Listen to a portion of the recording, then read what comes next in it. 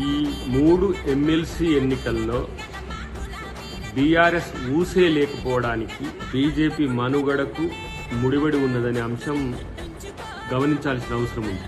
Ideological వార్లో BJP ఎట్లాగూ భవిష్యత్తులో పోరాడే పరిస్థితి ఉంటుంది. ఐడియాలజికల్ వార్లో బీజేపీ మాతో భవిష్యత్తులో గెలిచే అవకాశమే లేదు.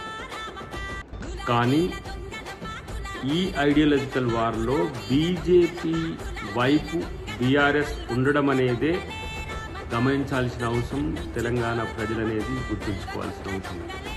ప్రత్యేకించి బీజేపీ బీఆర్ఎస్ని ఏ విధంగా లొంగ తీసుకుందో ఈ 3 ఎమ్మెల్సీ ఎన్నికల్లో మనకు స్పష్టమైన అంశం. కాబట్టి ఇప్పటి నుంచి బీజేపీని బీఆర్ఎస్ను వేరే ఘాటాన మేము కట్టలేం, 2 ఒకటే.